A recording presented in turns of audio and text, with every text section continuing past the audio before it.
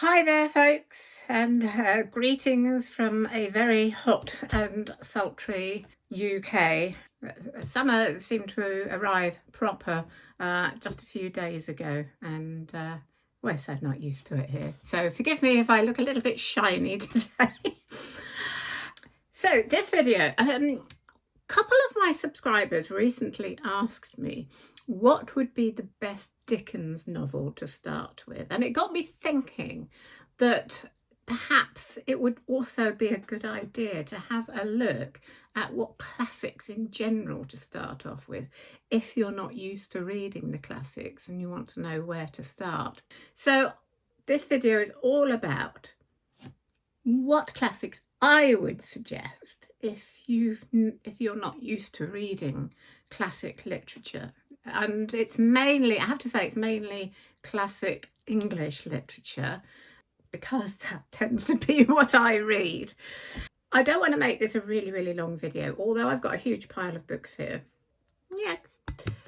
I don't want to make it too long. I haven't got time to do that and then get it out by the weekend. So I'm not going to go into a huge amount of detail on each book, but I'm just going to suggest some books and why I think they would be a good read for a beginner to classic literature. First of all, let's look at why we might find diving into classic literature a little bit challenging.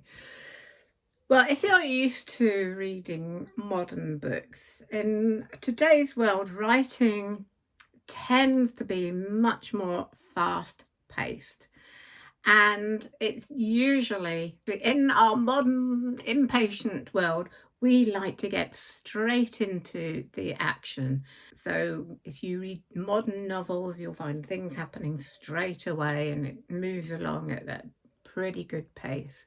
When we look at classic literature, it tends to feel a lot slower. And there is also a tradition, especially in earlier 19th century literature, where writers usually would start off with a long description of usually a place, the setting, or the background of the character, something like that. So that can feel a little bit slow to our modern day mentality. And also, of course, what can be challenging is that further back in time we go with these, the more we're likely to come across words or even phrases that we don't recognise. Lots of words have gone out of use since the times these books were written in. And it's a very good idea for that reason to, when you buy a piece of classic literature, to get one with notes at the back, because very often these more obscure words will be explained. If you don't mind, sometimes I find it a bit of a bore to go backwards and forwards, but if you don't mind doing that, that can be really useful to help explain certain words and phrases. And often, of course, there as we do in modern books, there might be a reference to something everybody would know at the time it was published, but we've forgotten about now. And I'm sure lots of modern books, I do the same thing. I reference television shows sometimes, or films, and of course, maybe in 100 years' time, they might not be known so well. So those are a couple of the challenges of reading classic literature. And another thing I would say with some classic writers is that compared with today's writing, they can sometimes feel a little distant, like you don't feel sort of totally involved with the characters. And that's because writers further back in time tended to use omnipresent viewpoint rather than what we tend to use today, is that we usually use the viewpoint of a character or write in first person. So you're writing as if the character is actually writing the story. The omnipresent viewpoint tends to be where the narrator is kind of outside of everything and objectively looking in. And you'll find even with some writers, they will actually even address the reader. So there's kind of slight feeling of slight disconnect between you as the reader and the characters. Furthermore, it's also useful to know a bit of the historical background of the setting of each novel. So if you know your history, if you know what's going on at the time the books were written, that can be helpful too, because that'll often be a reference point, especially in books that are satirical or have social comment, such as Dickens, of course. So what I suggest when you approach reading a classic novel, if you haven't before, is that you come to them with that mindset. This is going to be, I've got to adjust the way I approach a novel and recognise it's going to be slower than what I'm used to. It's going to have long descriptions, and there might be words and phrases I'm not used to, and that's all fine. If that all sounds a bit daunting, don't worry, because the wonderful thing about classical literature and what makes them classics is that most of the time we can still relate to them. What makes classic literature is that they are for everyman. They write about human emotions and situations that we will still recognise today. And of course, characters that we will recognise today, dressed differently with different backgrounds, perhaps, but we still recognise them as human beings that could still be walking around today.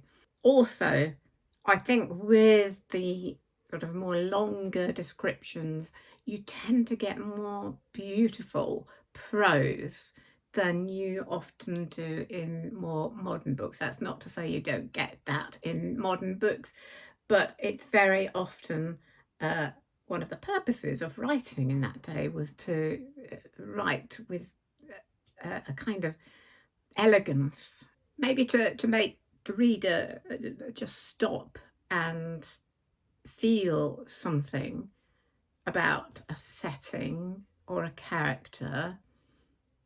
Whereas today we tend to be more into the action rather than long descriptions. But we lose these beautiful purple passages, perhaps, that are so often in classic literature. So when you're approaching classic literature, you just need to know you need to slow down, read the words, look at the beauty of the words, look at the characters and see how they relate to people you might know today, or situations you might know today, and just take your time. And one more thing I would definitely suggest if you're starting out reading classic literature is to start with a story that you already know through film or television. So if you already know the story, that's going to help you get round those maybe difficult words or phrases. And also maybe start with something short. So I've got a few here that I'll reference any films and TV series that you might have seen along with these as well. So let's get started. As usual, I'm going to list the books in chronological order of publication. So I'm going to start, the earliest I'm going to start with is 1816, and it's Jane Austen. Now you might think Pride and Prejudice would be a good one to start with, and yes, absolutely fine. Most people have seen the film or seen the television series, so you know the story. It would be an excellent one to start with. But I am also going to suggest Emma as a really good place to start reading Jane Austen if you haven't read her before. This is my lovely 1972 edition of a novel, which my aunt bought for me. It starts out with the background of the main character, Emma Woodhouse. Emma Woodhouse, handsome, clever and rich, with a comfortable home and happy disposition, etc. So it starts out with a a character description and background, but it goes into the story, which is about a woman who believes she has a knack of matchmaking and decides this would be a really good sort of project to do with the new young lady that has come into the community. And it all goes horribly wrong.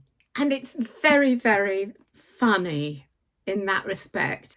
One of the funniest moments is when the young man that she's been trying to match with her friend, she discovers all along is actually trying to woo her.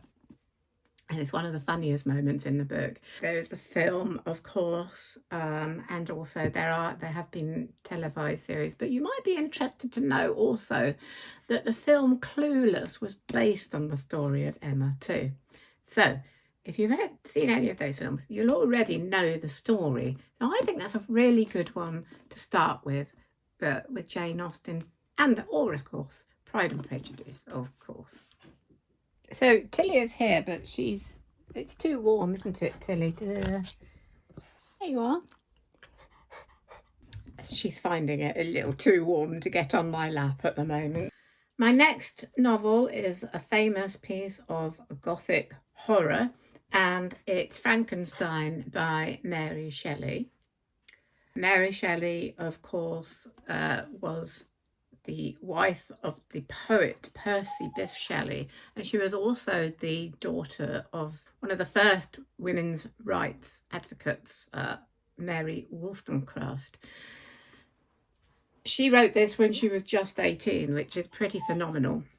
Frankenstein is the scientist who is obsessed with trying to create life, plunders graveyards to find pieces of human beings to put together to create a new human being. It's a kind of awful, botched creature that he creates becomes an absolute monster.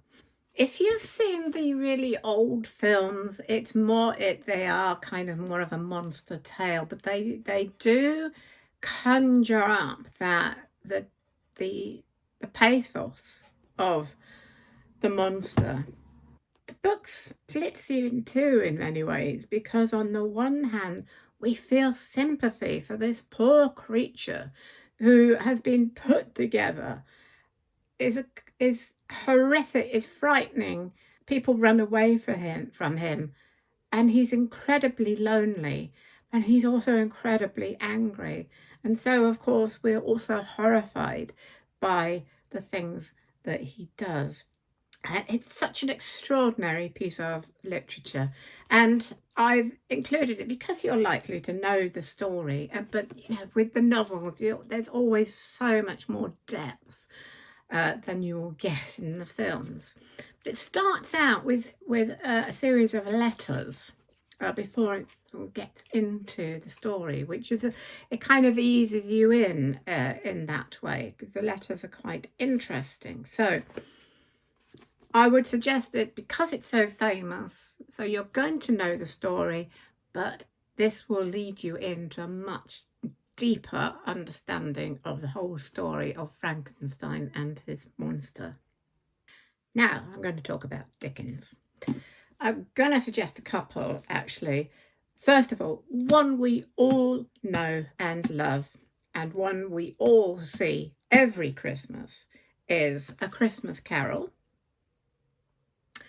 It's not actually one of his long stories, it's actually classed as a short story.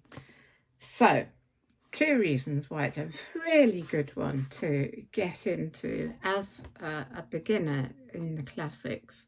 First of all, you're going to know the story really, really well. And if you haven't seen either of these two films, there's two films I really recommend. There's the one with Alastair Sim as Scrooge. Whenever this one is on, I always try and watch it. He's just so brilliant, and it makes me cry and laugh all at the same time towards the end. He was just such a lovely portrayal of Scrooge. That is my favourite one. But of course, the second one is the Muppet Christmas Carol. Even though you'd think, oh, come on, Muppets, Christmas, Dickens, cannot work, but it really, really does. And Michael Caine does such a good job. He plays it completely straight with all the Muppets playing all the other characters. And if you love that film, then there's it's just a really good way of leading you into reading the actual Dickens story. Published in 1843, and it's warm, it's funny, it's heartbreaking. I think it's probably an excellent one. Although you might want to leave reading that until Christmas. If you want to get into one of Dickens' longer books, then I think what I would suggest would be Great Expectations. Again, always with Dickens, there's always either a television series or a film to see, and I would suggest with Great Expectations, the best film would be David Lean's excellent film with John Mills playing Pip, the main character. And there's a very young Alec Guinness in that too, from the 1940s. A lovely atmospheric beginning on the marshes on the south coast. And again, it starts both with a sort of background of the character and a description of the setting where Pip grows up. But I would definitely, I mean, this is kind of one of Dickens's earlier works, and I suggest this one in particular because it's a little bit lighter than his later works. In the last decade of his life, his works tended to get a little bit heavier and a little bit more depressing, perhaps, in many ways, and in some ways better. But you want to start with something a bit lighter. So Great Expectations is a great story. It has comedy, it has pathos, and it has some very lovely gothic sort of atmospheric settings. So another good one, I think, to start out with. The next book I'm going to suggest is Vanity Fair by William Makepeace Thackeray. The story basically of Becky Sharp, and as it says on the back, one of literature's most resourceful, engaging and amoral characters. And of course, another character, Amelia Sedley, her less lustrous but more ambiguous foil. And I've included this for two reasons. There have been films and television series. Nothing in particular stands out. But one of the unusual things about this book is it starts straight away with some action, which is quite unusual for the period. Now, while the present century was in its teens, and on one sunshiny morning in June, they drove up to the great iron gate of Miss Pinkerton's Academy for Young Ladies on Chiswick Mall, a large family coach with two fat horses in blazing harness, driven by a fat coachman in a three-cornered hat and wig at the rate of 4 miles an hour. It gets into some action and things happening right from the start, but you see how that the description is quite detailed. But I loved this. It's great fun. And to read from the back again, in it there is, to quote Thackeray, a great quantity of eating and drinking, making love and jilting, laughing and the contrary, smoking, cheating, fighting, dancing and fiddling. There are bullies pushing about, bucks ogling the women, knaves picking pockets, policemen on the lookout, quacks bawling in front of their booths, and yokels looking up at the tinselled dancers and poor old rouged tumblers. Gosh, there's so much going on in here, and it's great fun. A lot of it takes place during I think it's Napoleonic Wars. It's quite long. Don't let that put you off. I love the cover on this Penguin edition with all all these characters trying to get into this stagecoach, and it's kind of like all human life there on the front cover. So that's why I think that's a fairly good one to start with, I think. But I would suggest maybe seeing if you can find a film or a television series first. Next, I'm going to have a quick look at George Eliot and a couple, because we all know about Middlemarch, and that's quite a long one too. But I'm going to look at a couple of really short ones that you might find useful. This is my old copy of Silas Marner. It's a lovely little story about a man who has a difficult time, and it seems to be resigned to a lonely, poor life, and then discovers this young girl with golden hair and symbolic of the money he's actually been looking for, who he raises as an adopted daughter. It's a lovely little story, published in 1861. Again, starts with quite a long kind of description, very common for the period, before you get into the story, but it's fairly short, as is this, not quite so well known. It's called The Lifted Veil, and this was published in 1879. I've read this some time ago and I can't remember much about it, but it's a novella. It's really short. So if you want to get into George Eliot's writing, of course George Eliot was the pseudonym of Mary Ann Evans. And it's about a man who finds he has clairvoyant powers, and he meets a woman, falls under her kind of spell, and not allowing himself to listen to the visions that are warning him against her. So quite an interesting premise. So I think that's a nice little one to get started with George Eliot, even though it's not one of her most well-known ones. A quick break for some tilly time in the garden. There. She's had her dinner, so she's happy now.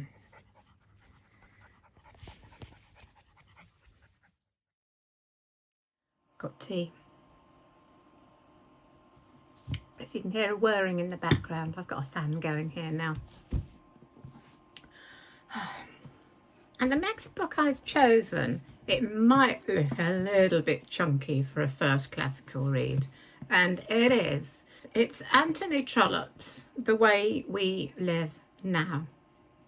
And basically the reason I've chosen this, although I love Dickens, as most of you know, I found Trollope easier to read than Dickens in many ways. I don't know why. It's a while ago since I read it, but I just found it easy to read, and I really, really enjoyed it. It was made into a television series a few years ago. It's a satire. It's full of comments on politics, finance, the aristocracy, gambling. It's a real social comment on the hypocrisies of the upper classes. There are some characters who embody the worst of high society, including the character of Melmotte, and is described as horrid, big, rich scoundrel, a bloated swindler, a vile city ruffian. So lots of characters we might find today.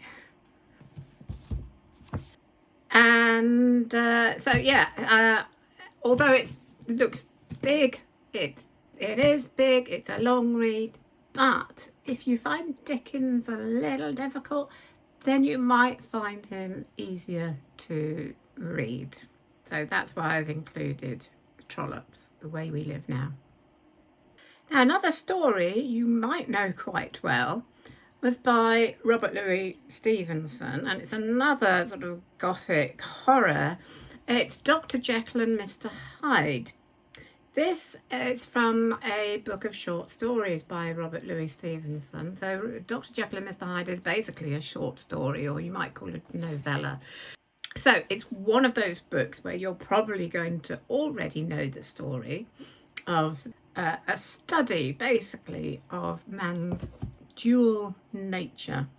So he is Dr. Henry Jekyll, but with his scientific experiments, he discovers the monster inside himself, the Mr. Hyde.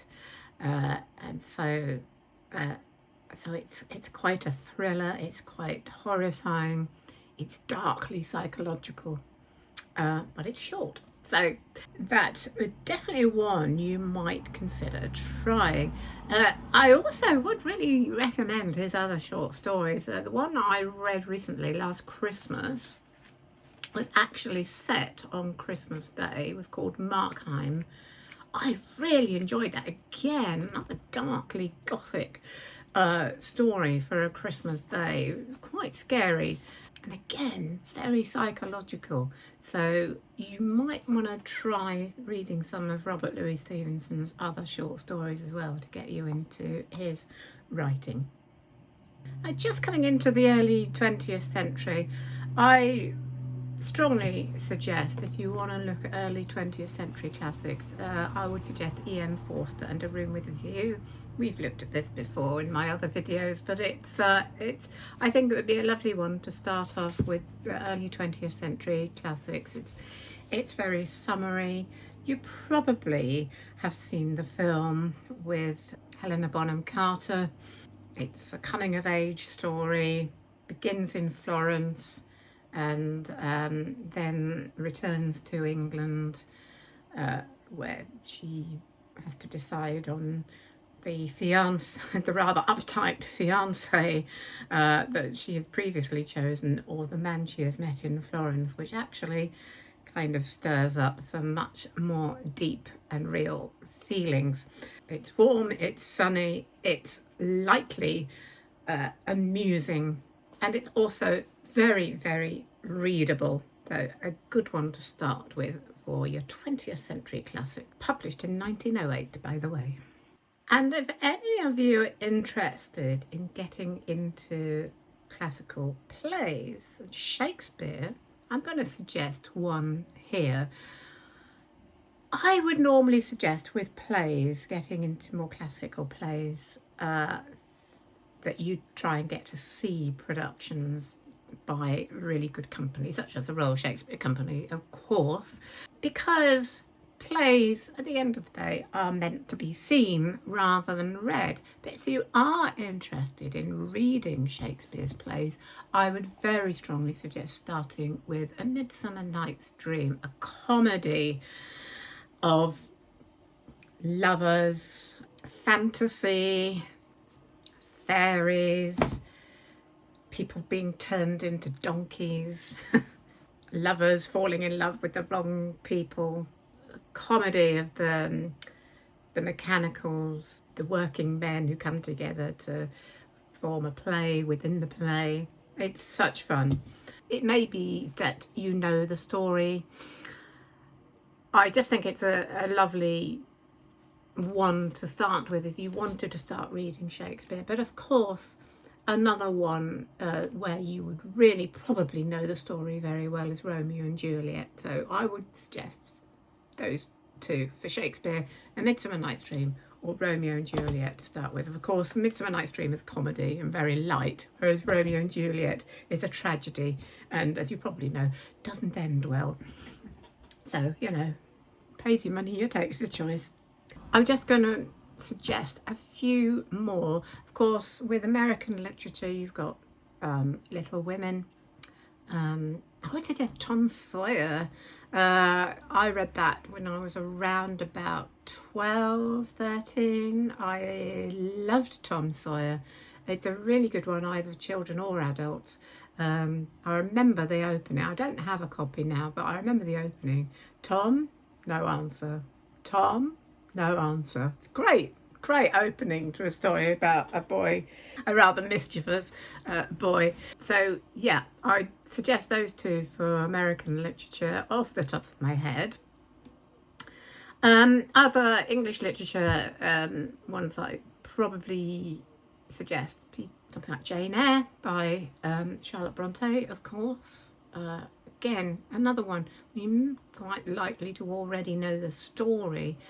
If you want to get into something a little bit sort of heavier in many ways but easy to read, I would suggest George Orwell's Animal Farm, which I read at school. I don't have that copy, but I remember it very, very well. It looks on the surface like a story about animals, but it's very, very deeply full of political, social commentary of the time. With science fiction, I might suggest something like H.G. Wells' The Time Machine, another story you're going to already know quite well, probably. It's set in the late 19th century about a man who creates a time machine, takes him forward in time. Fascinating to look at that from our perspective too. Those are my suggestions. I'm sure some of you will have your own suggestions, and maybe you can give me some ideas of what got you into reading classical literature.